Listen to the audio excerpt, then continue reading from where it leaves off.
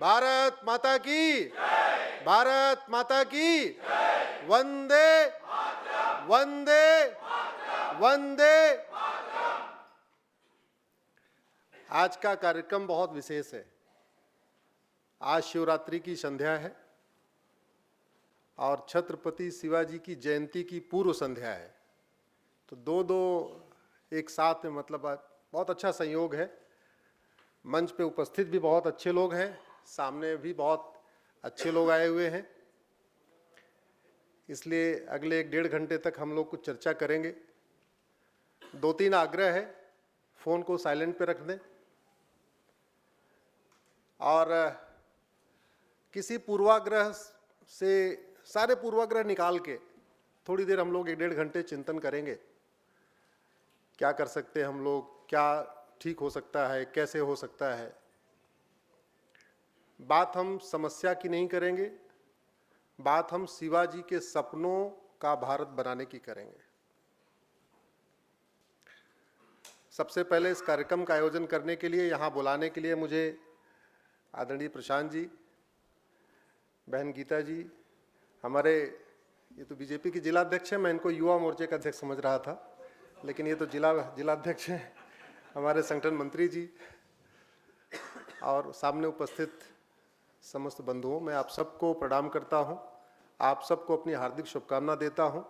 शिवरात्रि के पावन पर्व पर भगवान महादेव, माँ पार्वती आप सबका कल्याण करें। इसी के साथ मैं अपनी बातचीत शुरू करता हूं। आज का विषय रखा है शिवाजी के सपनों का भारत। महाभारत कितने लोगों ने देखा है? जरा जोर से उठाइए। सबने देखा है? हाँ, सीरियल। अगर हम शिवाजी के सपनों का भारत बनाना चाहते हैं तो महाभारत हम सबने देखा होगा, लेकिन थोड़ा हमें इस पर गौर करना पड़ेगा।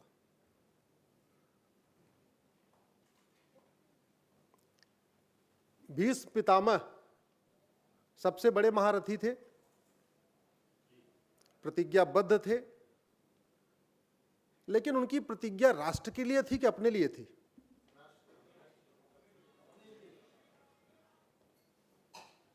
कर्ण महारथी थे, उनकी प्रतिज्ञा अपने लिए थी कि राष्ट्र के लिए?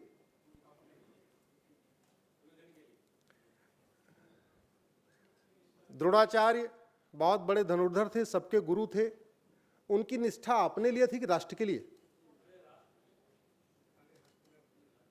देखिए, समीक्षा करने में कोई दिक्कत नहीं है, लेकिन मैंने कहा ना, अगले 1-1.5 घंटे शायद कुछ ऐसी बातें हम करने वाले हैं जो कभी चर्चा नहीं होती है, टीवी में डिबेट नहीं होती, सोशल मीडिया में चर्चा नहीं होती। सवाल यह है कि दुनिया का सबसे बड़ा युद्ध 5,500 साल पहले हुआ। उस 5,500 साल पहले हुए युद्ध में लाखों लोग मारे गए। एक व्यक्ति की सत्ता गई, दूसरे को सत्ता मिली,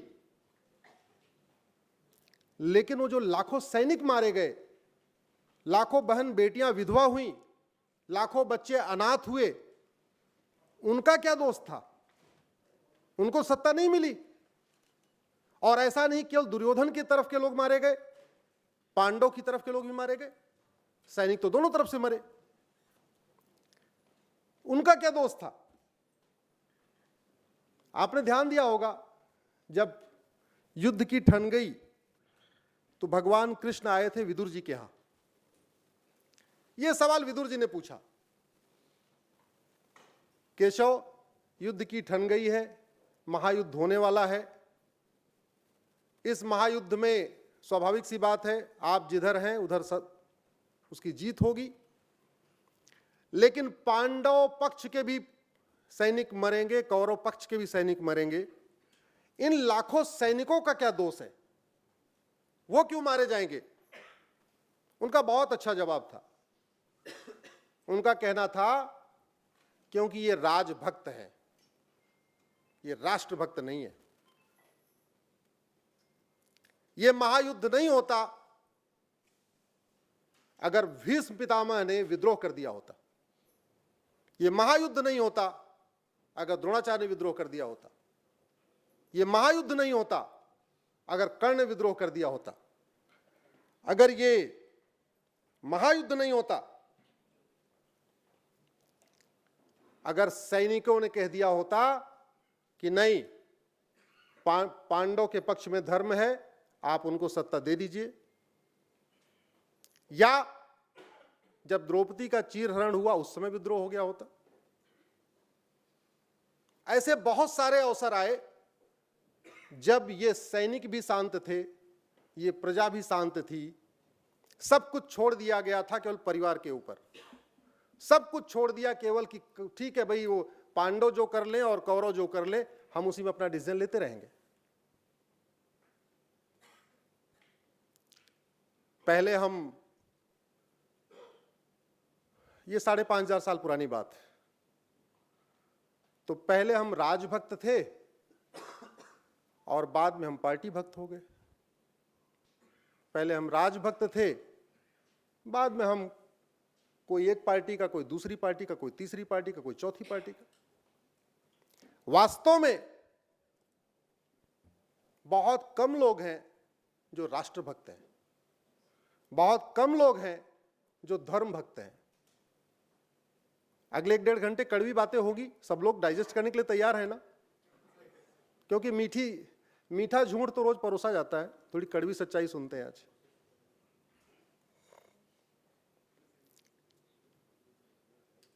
इसके बाद भी बहुत अवसर आए। पृथ्वीराज चौहान मोहम्मद गोरी के बीच में 18 बार युद्ध हुआ। सवाल यह है कि पृथ्वीराज चौहान ने पहली बार ही गोरी को क्यों नहीं मार दिया? सवाल यह है कि पृथ्वीराज चौहान बार बार माफ क्यों कर रहे थे और गोरी बार बार अटैक क्यों कर रहा था?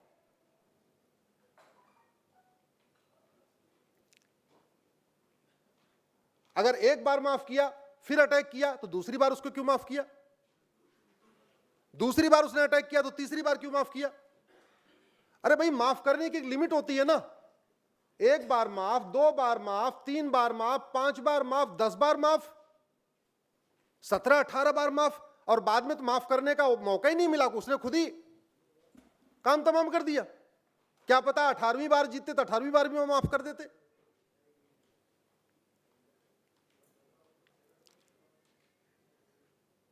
इसका जवाब आप लोग खुद ढूंढना, ऐसा क्यों।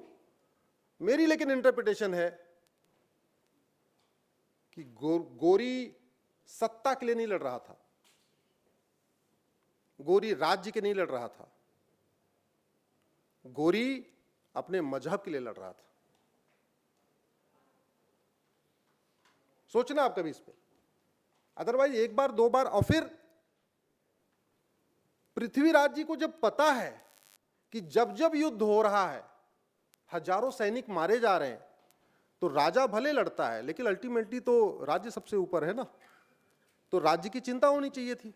1 बार 2 बार 3 बार 5 बार, कितनी बार माफ करेंगे? उसके बाद आते हैं, अभी हमने 5,500 साल पहले किया था, अभी हम 11वीं शताब्दी आ गए, थोड़ा आगे बढ़ते हैं। शिवाजी महाराज ने कितने तप के बल पे, कितने पुरुषार्थ के बल पे एक हिंदवी साम्राज्य की स्थापना किया? आसान था क्या? शिवाजी महाराज ने जो शासन व्यवस्था कायम किया, जो राज्य स्थापित किया, अटक से कटक तक स्थापित किया, ये बात की बात है कि हमारे मक्कार इतिहासकारों ने उनको केवल मराठा राज्य का बना के दिया। अरे वो अटक से कटक तक के राजा थे, वो सामान्य नहीं थे, वो केवल महाराष्ट्र नहीं है, वो पूरे भारत के राजा थे। ये तो हमारे इतिहासकारों ने उनको छोटा कर दिया, उनको केवल मराठा या महाराष्ट्र से उनको सीमित कर दिया। उसके बाद आखिर हमने क्या किया? उसके बाद फिर से स्थितियां टूट गई, हम दोबारा गुलाम हो गए, और आज इस हद तक गुलाम हो गए हम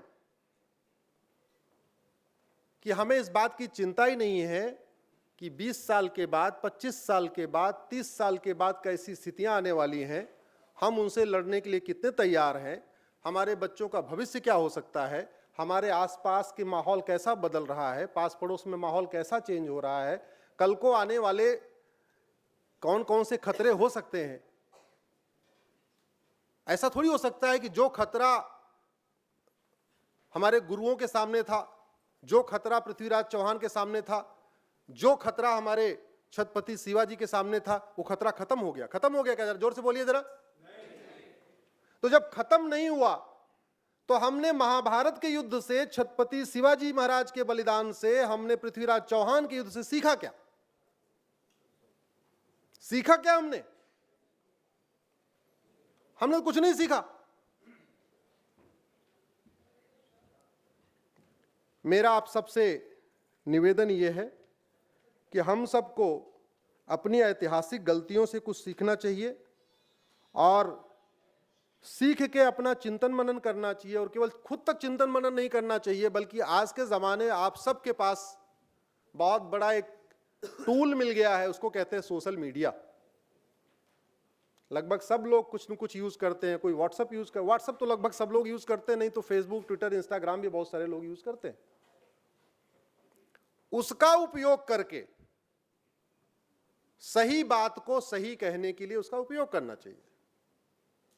अभी भी हम भीष्म पितामह वाले रोल में रहेंगे या कर्ण के रोल में रहेंगे या द्रोणाचार्य जी के रोल में रहेंगे, तो याद रखिए फिर महाभारत होगा। जैसा महाभारत पहले हुआ था वैसा ही महाभारत होगा। ये मैं कोई डराने की बात नहीं कह रहा हूं, सच्चाई बता रहा हूं। अपने पिछले इतने सारे PILs करने के बाद और कैसी कैसी चीजें हो रही हैं, पूरे देश भर में भ्रमण करने के बाद, भारत के अलग अलग राज्यों में जाने के बाद, अलग अलग जिलों में जाने के बाद, ये मैं बता रहा हूं।